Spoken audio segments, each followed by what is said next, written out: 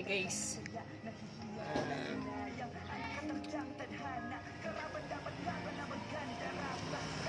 konting idea kung paano magpalit ng shock absorber guys. Wow! Toyota Commuter 2016. So kailangan natin ng tools ng 17.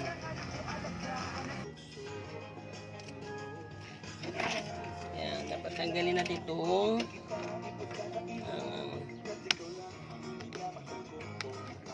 tornilyo sa baba. Okay, guys.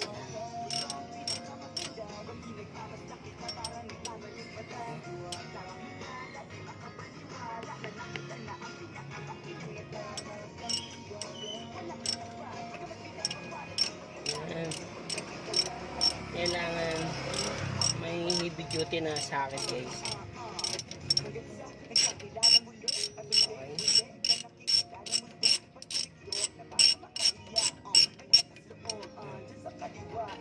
So,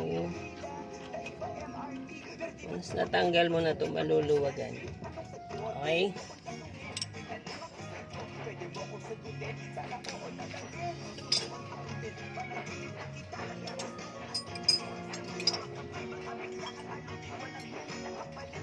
Kailangan mo namang tanggalin at luwagan itong taas.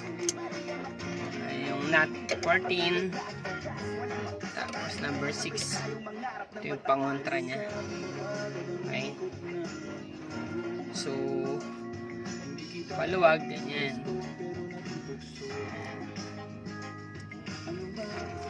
Tatanggalin na natin ha.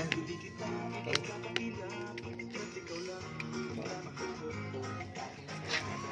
Kasi naikot to siya guys pag hindi mo kinontra. Okay lang. Wow. Ligpit. Ah.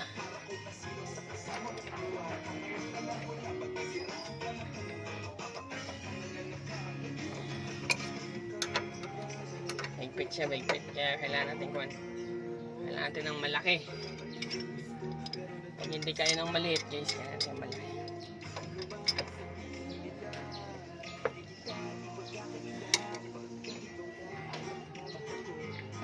Yun. Kasi lumuwag na, gagamitan natin siya ng maliit para easy lang siya paano siya magtanggal.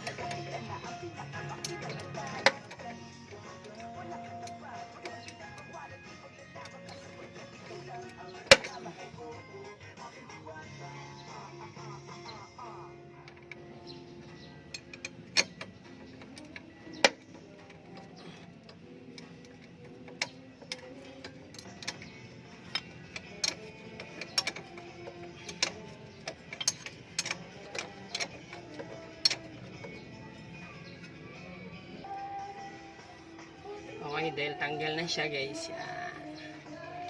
Tanggal yung tornilyo. Ayan. Go.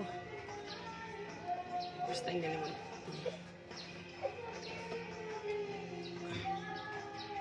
Washer. Sama yun. Tapos.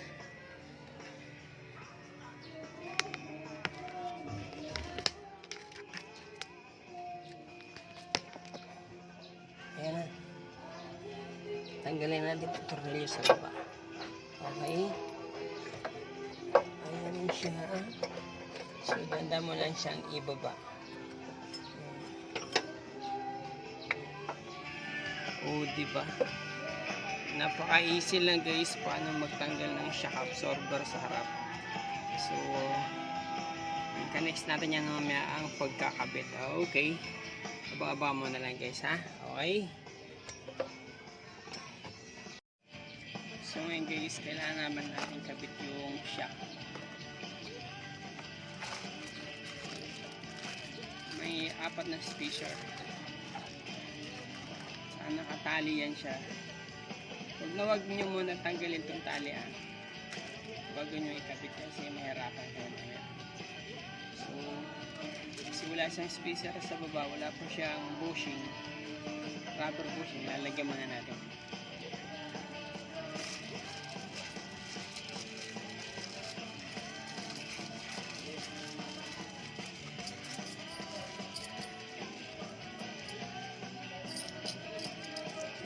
apat kasi ito guys.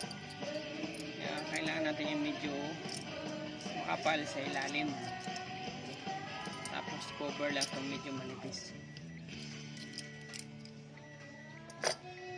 Okay. Dahil wala pa siyang busing, dito kailangan mo na kasi lagyan ng isang washer sa baba bago ilalagay yung busing. So, kailangan i-compress mo to siya, tali.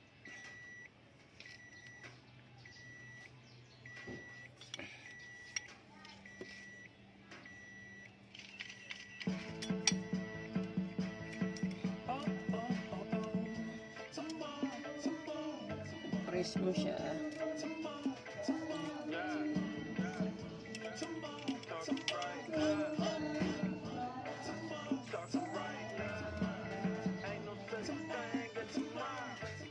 Ayan.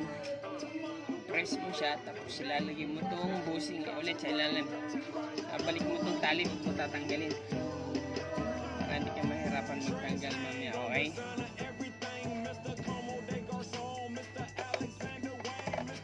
So, kailangan natin ng cover. Dapat dito up, dalawa. Up and down.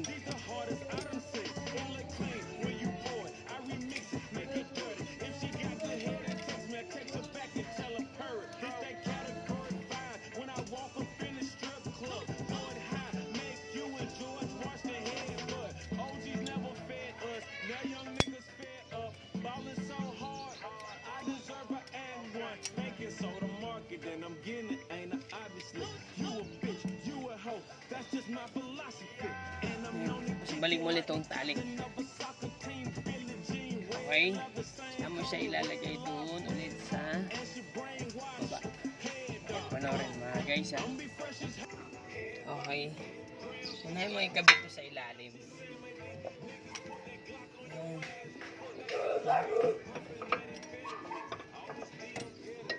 Ayan. Mas papasok mo. Ayan. Okay. Tapos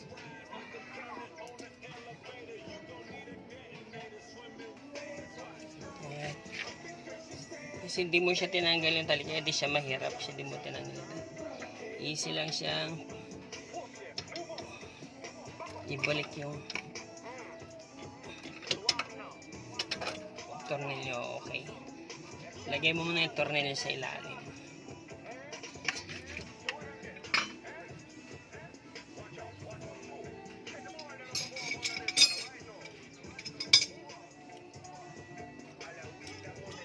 Higpitan mo siya. Higpitan mo muna siya.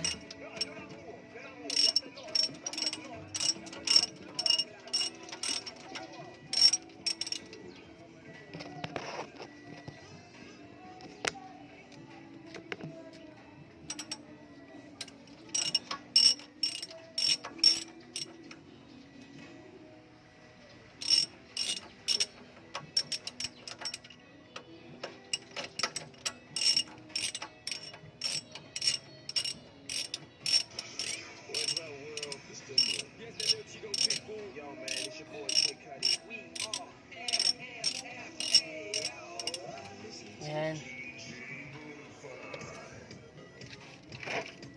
Pag naigpitan mo na siya guys, saka mo na siya ulit tatanggalin yung tali. Yan. Kasi maigpit na sa ilalim, pwede mo na tanggalin itong tali. Saka mo siya bibitawan. Tataas yan sa kusa. Yan. Ayan, tumas na.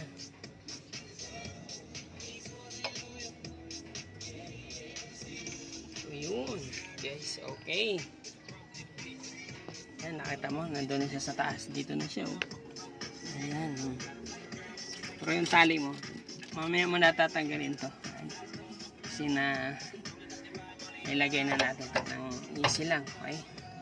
So, gagawin natin ngayon ay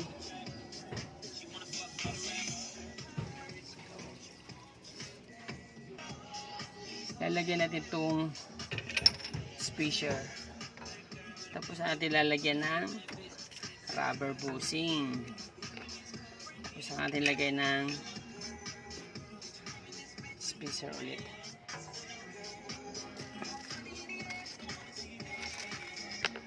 Tapos saka natin lalagay itong nut.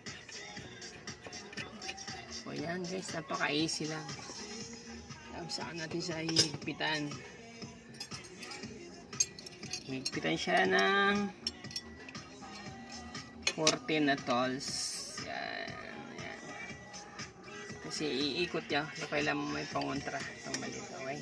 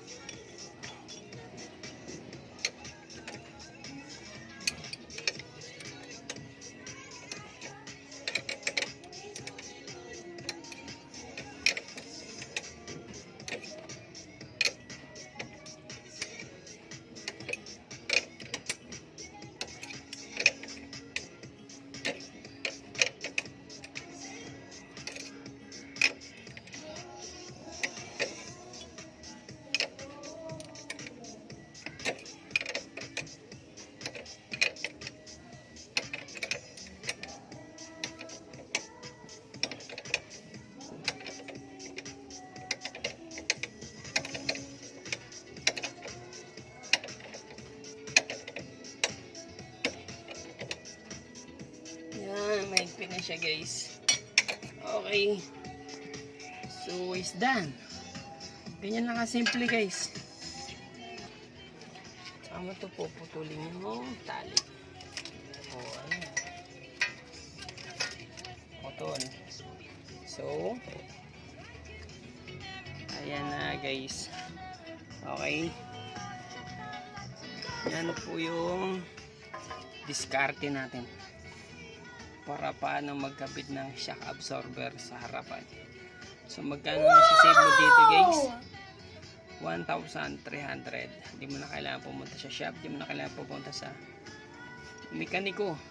Kaya mo na ito gawin sa bahay mo basta may tools ka lang. Thank you.